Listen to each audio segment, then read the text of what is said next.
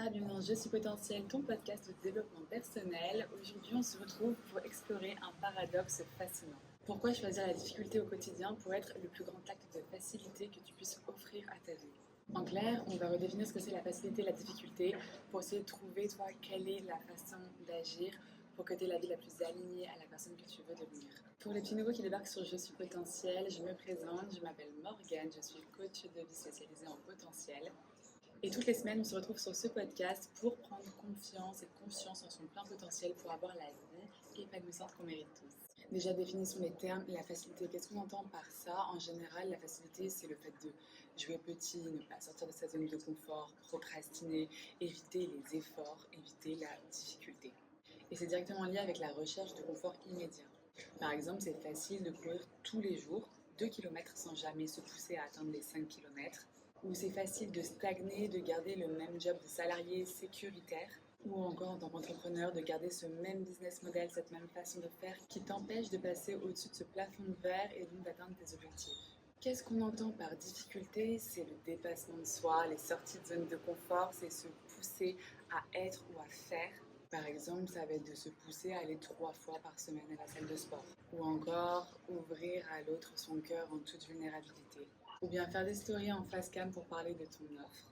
Si on peut définir ces actions comme des actions difficiles, c'est parce qu'elles engagent de la douleur ou de la peur de la douleur. Dans le cas d'ouvrir son cœur en toute vulnérabilité, c'est pas quelque chose qui t'apporte de la douleur, c'est juste que tu as peur de ressentir de la douleur.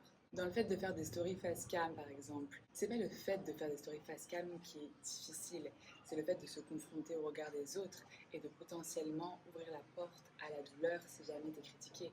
En bref, ce qui est difficile, c'est bien souvent difficile dans notre tête parce qu'on fait des associations à certaines peurs, à la potentialité qu'on va souffrir, alors que dans les faits, cette action dite difficile n'est pas difficile.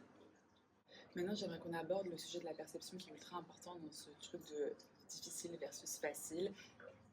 En fait, c'est ultra subjectif. Ce qui est difficile pour moi est peut-être facile pour toi et vice-versa. Donc, petit rappel pour un peu d'humilité pour ceux qui flexent auprès des autres, de réussir à faire facilement ça quand d'autres le font difficilement. On a juste tous des timings différents et le dépassement de soi, c'est quelque chose qui est personnel.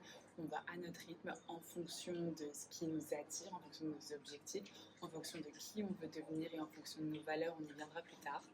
Mais bon, là, c'est comme si moi, il y avait mon jardinier qui venait flexer auprès de moi en me disant « Ouais, moi, je t'ai taillé la haie en 5 minutes. » Bah, grand bien te fasse. Enfin, c'est normal que pour moi, ce soit quelque chose de difficile. J'ai jamais taillé de haie de ma vie. Mais d'un côté, ça m'intéresse pas de savoir tailler une haie. Donc voilà, chacun ses challenges.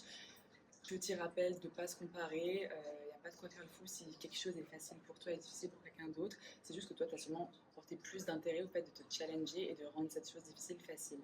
Par contre, tu peux te féliciter s'il y a quelque chose que tu fais aujourd'hui facilement et que tu ne faisais pas facilement dans le passé. On a souvent parfois tendance à l'oublier parce qu'une fois que c'est acquis, c'est acquis. Sauf qu'il y a sûrement cette chose que tu fais aujourd'hui de façon naturelle, que tu fais facilement, mais qu'à la base tu ne faisais pas facilement, que c'était un défi pour toi et qu'à force de le faire et de le refaire, maintenant c'est dans la facilité pour toi, alors qu'au début c'était difficile. Donc ce qui est complicado, c'est que le cerveau humain il se tourne naturellement vers la facilité. Il est vraiment pas venu là pour souffrir.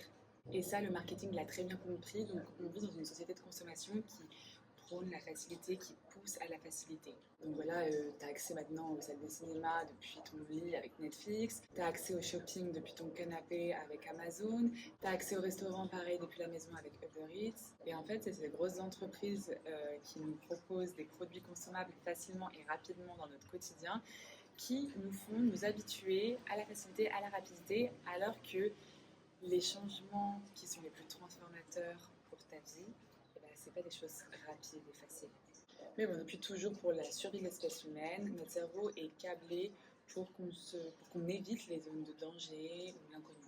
Tout ce que tu n'as pas l'habitude de faire, tout ce qui est lié à une sortie de zone de confort, ça va te faire flipper naturellement. Tu vas dire, oula, il y a danger. Les réseaux sociaux viennent aussi en mettre une couche avec tout ce qui est like, réel, TikTok, Instagram, tout ça. On est habitué à avoir cette dose de dopamine super rapidement et facilement quand on veut à portée de main. Ça renforce l'idée que le plaisir immédiat est facile et accessible. Et donc on s'habitue à cette stimulation constante et ça devient notre norme. Et dès qu'il y a quelque chose qui sort de ce truc facile et rapide, flemme. parfois se faire chier à quelque chose qui est difficile et qui nécessite du temps, de la persévérance quand on est habitué à avoir tout rapidement et facilement. Puis il y a vraiment ce truc du marketing facile. On nous laisse croire que le bonheur arrive via l'accumulation de biens et d'expériences faciles.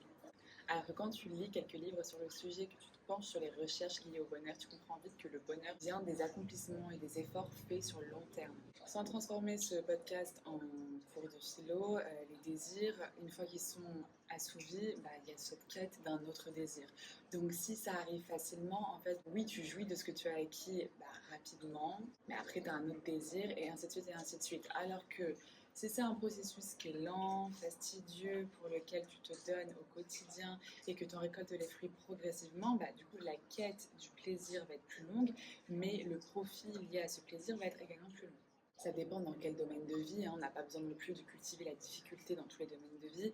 Je pense pas que ce soit un problème d'avoir des produits pour nettoyer les plaques de cuisson de façon facile, que ce soit facile de nettoyer les plaques de cuisson.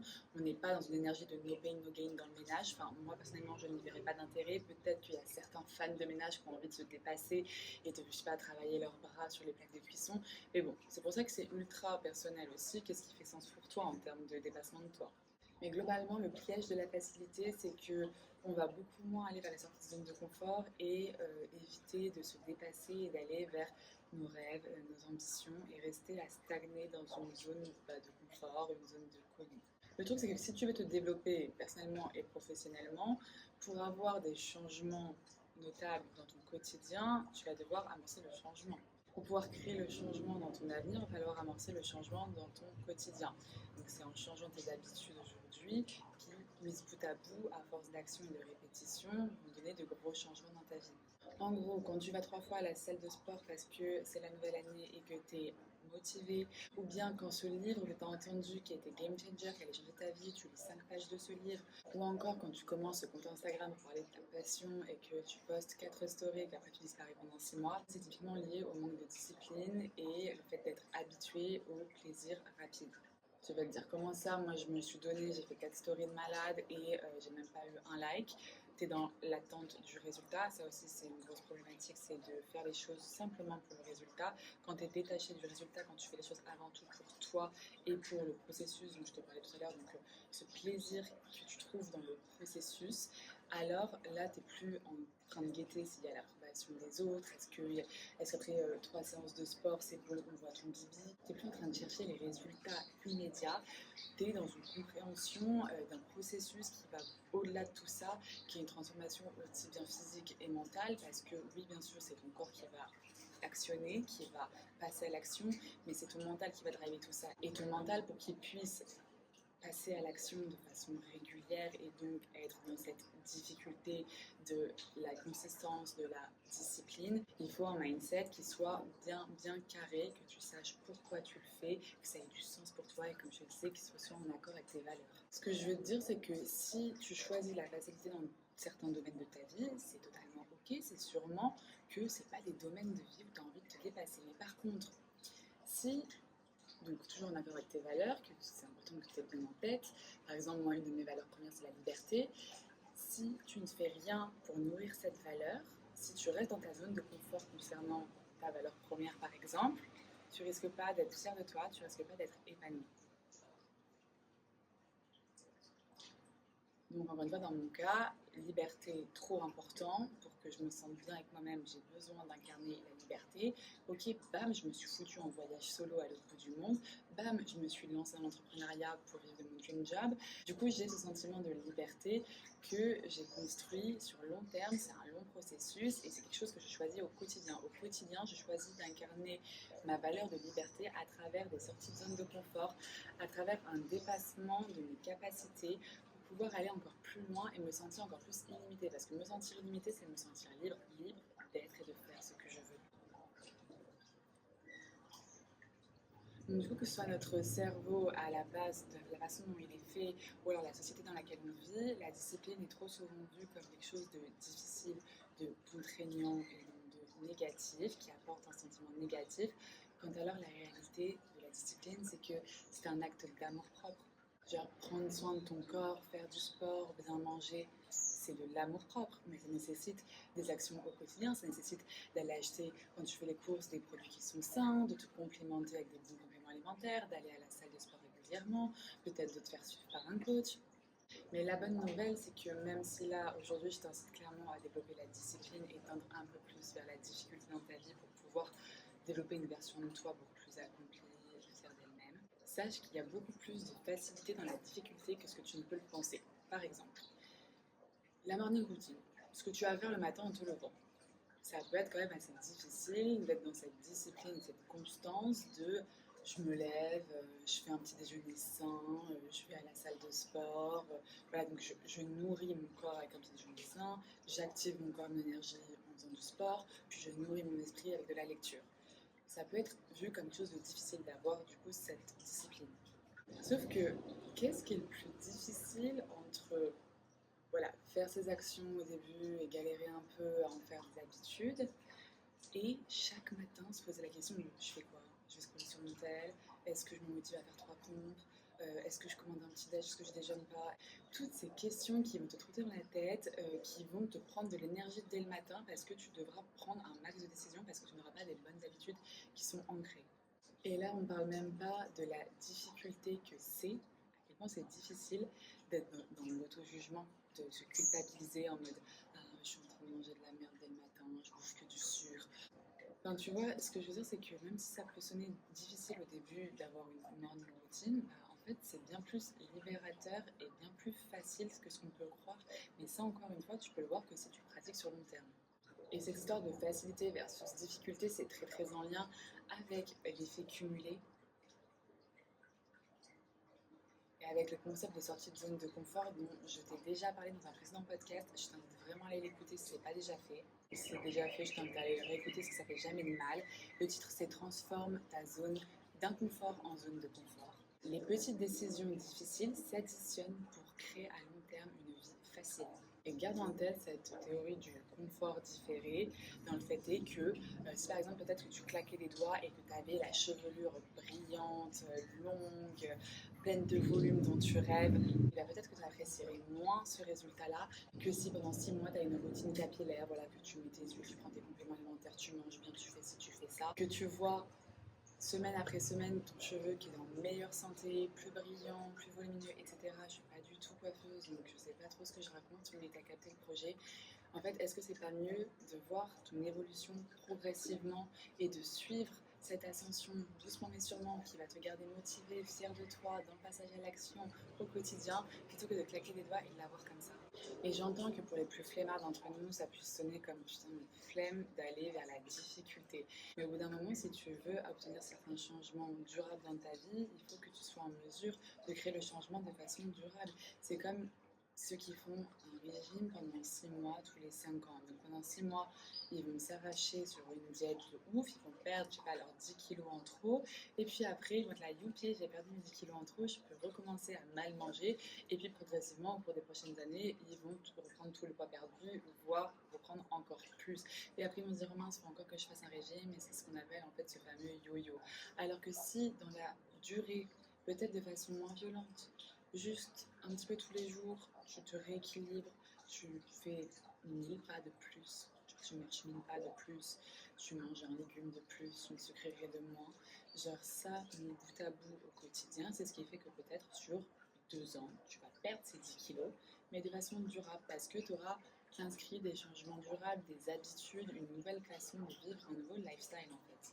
En gros, souvent avec des efforts courte durée, tu auras des effets courte durée. Si tu veux construire quelque chose de durable et qui soit acquis par la suite, je t'invite à vraiment cultiver ce goût pour la difficulté. Là, par exemple, si je devais lancer un business et me mettre en avant sur les réseaux sociaux et que j'avais pas depuis des années et des années cultivé le dépassement de moi, dans la confiance en moi, parce que je suis pas du tout née confiante, je me suis dit c'est hors de question que je sois le genre de personne qui doute d'elle, qui n'a pas confiance en elle, qui se limite, qui se cache, qui se... Non, non, c'est pas possible. Moi, je suis faite pour prendre ma place, être bien avec moi-même, briller et par l'occasion, maintenant je le sais, amener les gens à faire pareil. Mais pour ça, ça m'a demandé des petites filles de me pousser à aller à la rencontre de mes peurs. C'est-à-dire que comme je savais que je voudrais un jour être sur le devant de la scène, C'était pas possible d'avoir peur de la scène en fait. Donc quand j'étais à l'école, s'il fallait donner une réponse à voix haute, passer devant la classe entière pour exposer moi ma réponse à l'exercice, je pensais pas forcément avoir la meilleure réponse que les autres, je pensais pas m'exprimer mieux que les autres, mais je savais, je sais pas d'où je savais ça d'ailleurs, je sais pas si je bouffais déjà des vidéos de développement personnel quand j'avais 9-10 ans, mais bref, je savais que c'était en me forçant à le faire que ça deviendrait un trait facile. Donc c'était difficile, mais je levais ma main, je m'exposais, je me foutais sur le devant de la scène et je me retrouvais à improviser, à faire comme je pouvais, à faire de mon mieux, à être dans de la bienveillance envers moi-même parce que avoir conscience que même s'il y avait Josiane au fond de la classe qui se tapait une barre, ou enfin bref, je sais rien par qui je pouvais être jugée, n'empêche que j'étais bien la seule qui se soit levée, qui ait pris ses 1, voilà, t'as capté, et posé sur la table, et pour sortir de sa zone de confort. Donc, ceux qui rient, c'est facile quand tu es au fond de la classe. Et encore aujourd'hui, je level up progressivement. J'ai lancé ma chaîne de podcast où je suis donc filmée toutes les semaines. Récemment, j'ai fait mon premier live sur Instagram, donc en direct, c'est encore une autre proximité. Récemment, j'ai aussi animé un événement auprès d'entrepreneurs, en plus en anglais à Bali, où je parlais du coup de la confiance en soi, de la visibilité sur les réseaux sociaux, etc. Enfin bref, que des sorties de zone de confort qui sont difficiles, mais qui font que là, par exemple, moi, quand j'ai dû lancer ma chaîne de podcast, je sais qu'il y a beaucoup de youtubeurs qui sont capables de faire des vrais avant-après. Par exemple, ils vont montrer leurs vidéos de quand ils prenaient la parole, quand ils se sont lancés versus maintenant. Bon, peut-être que ça fait pas 10 ans que je suis dans le game, donc on ne peut pas trop mesurer une grosse évolution. Mais en fait, dès que j'ai commencé, j'étais quand même assez confiante, assez éloquente. J'étais pas en galère, quoi, en train de me chier dessus. Parce que c'est la continuité de je continue à me sortir de ma zone de confort. C'est pas d'un coup, je me suis dit, bon, Morgane, faut y aller. Non, c'est parce que je l'ai fait régulièrement, donc c'était pas si difficile que ça.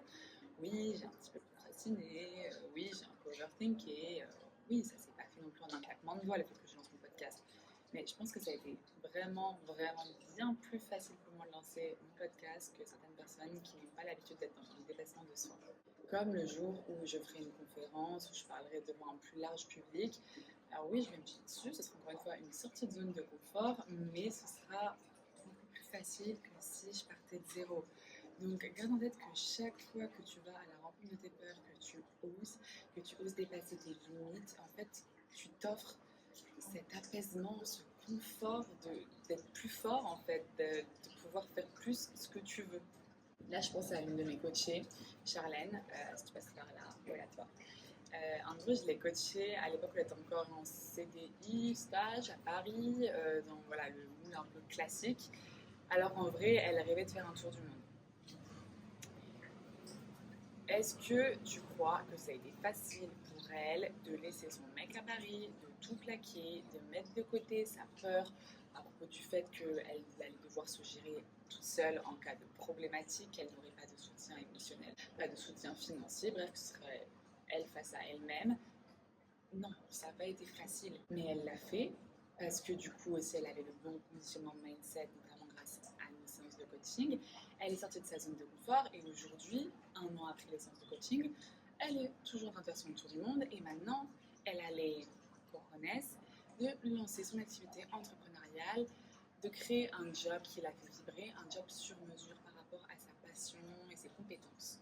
Mais peut-être que si elle n'avait pas déjà fait le premier step, sortie de zone de confort, d'aller en direction de ce tour du monde, elle n'aurait pas pris cette confiance en elle qui l'a ensuite menée à oser se lancer à son compte. Et j'ai la chance, encore une fois, de l'accompagner cette fois avec le coaching révélation, donc le coaching de groupe où j'aide les entrepreneurs à vivre de leur activité, à prendre confiance en eux, à porter leur voix et à développer un business en sérénité, apaisement.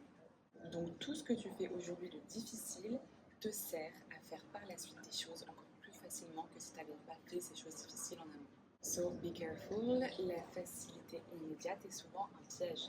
Et j'aimerais aussi faire la séparation entre la simplicité et la facilité. Il y a énormément de choses qui sont simples mais difficiles. Par exemple, quitter cette vie de merde dans laquelle tu te fais chier pour aller dans ce pays dans lequel tu rêves d'aller et lancer ton business, c'est simple. Je veux dire, c'est pas une équation, c'est salut, ciao, démission, je te rends l'appart, je prends le billet d'avion, je me casse, je m'installe, je m'entoure des bonnes personnes qui m'inspirent un peu, je fais mes petites recherches, je sors de ma zone de confort et je lance le business. C'est simple. Enfin, à partir du moment où tu as Internet, où tu as la multitude de coachs qui sont disponibles et là pour te guider, c'est simple. Bien plus simple que certaines tâches administratives où parfois tu dois remplir des trucs pour le gouvernement, je sais pas quoi là, pour les impôts, et que c'est compliqué, vraiment dingue. Voilà, c'est simple. Il y a beaucoup de choses qui sont simples mais qui sont difficiles parce que c'est la première fois que tu les fais, parce que oui, tu doutes un peu de toi, parce que c'est une version potentielle de toi qui dit fuck à son ancienne vie et hola à sa nouvelle vie, tu la connais pas encore et t'as pas forcément conscience qu'elle est là. Tu sens qu'elle sommeille en toi, mais tu n'es pas sûr de toi, tu as encore des doutes et c'est totalement normal. Donc c'est pour ça que c'est difficile de faire ce move, mais c'est simple et ça, faut bien le garder en tête. Il ne faut pas commencer à rendre les choses compliquées sous prétexte qu'elles sont difficiles. Ce qui est difficile n'est pas compliqué. Ce que j'aimerais vraiment te faire comprendre dans cet épisode de podcast, c'est que la difficulté choisie au quotidien, c'est vraiment la meilleure façon de construire une vie plus épanouissante et beaucoup plus facile. D'ailleurs, ça me fait penser, il y a une story sur Insta, enfin, je faisais partager un réel sur ma story Insta qui disait à quel point la difficulté était partout. Enfin, le mariage c'est difficile, mais le divorce c'est aussi difficile. L'obésité c'est difficile. Et se tenir en forme aussi c'est difficile. Être endetté financièrement c'est difficile, mais être discipliné financièrement c'est aussi difficile. Bosser de 9h à 17h pour quelqu'un d'autre c'est difficile, mais lancer son entreprise aussi c'est difficile. En bref, dans tous les cas, la vie, c'est pas facile. Ça sert à rien d'essayer de te cacher dans la facilité. Juste choisis tes difficultés. Choisis les difficultés qui font sens pour toi, qui sont en accord avec tes valeurs et la vie que tu veux construire. Les efforts que tu fais aujourd'hui, c'est pas une punition. C'est des investissements dans le développement de la meilleure version de toi-même. J'aimerais terminer cet épisode en te demandant quelle est la difficulté que tu peux choisir dès aujourd'hui pour simplifier ta vie de demain. Je répète, quelle est la difficulté que tu peux choisir aujourd'hui pour simplifier ta vie de demain? N'hésite pas à répondre à cette question en commentaire. J'ai qu'une envie, moi, c'est de vous poster au maximum. Et si je peux connecter de façon encore plus private, genre en one-one, n'hésitez pas à m'envoyer des messages sur Instagram ou à écouter sur les plateformes d'écoute. Et surtout, si tu n'es pas abonné, abonne-toi à la chaîne pour ne rater aucun autre épisode de Je suis potentiel. Ça sort tous les dimanches et ça peut vraiment changer ta vie. C'est le genre de déclic qui, mis bout à bout, vas-y, tu vois, peut-être que tu peux ignorer ce que je te balance dans les oreilles une fois, deux fois, trois fois. Et puis là, vraiment, ça va être le moment où tu seras déjà un peu, tu vois, le vase sera plein. Et puis il y a mon podcast qui va sortir. Tu vas m'entendre te dire un ou deux trucs. Je vais utiliser un ou deux mots qui vont te parler particulièrement. Et bam, le déclic. Et bam, le changement de vie. Et surtout, si tu as apprécié cet épisode, n'hésite pas à noter ma chaîne de podcast 5 étoiles sur les plateformes d'écoute. C'est vraiment ce qui me récompense dans mon travail et ça fait trop plaisir. C'est ce qui permet aussi de faire connaître la chaîne. Et d'ailleurs, si tu peux partager cet épisode de podcast, pareil, ça t'a parlé. Si tu penses que ça peut aider d'autres personnes, tu peux partager cet épisode dans ta story. Ça te coûte rien et ça peut être game changer pour les autres qui vont l'écouter. Voilà, c'est terminé pour aujourd'hui. J'espère que l'épisode t'a plu. Je te fais des gros bisous et je te dis à la semaine prochaine pour un nouvel épisode.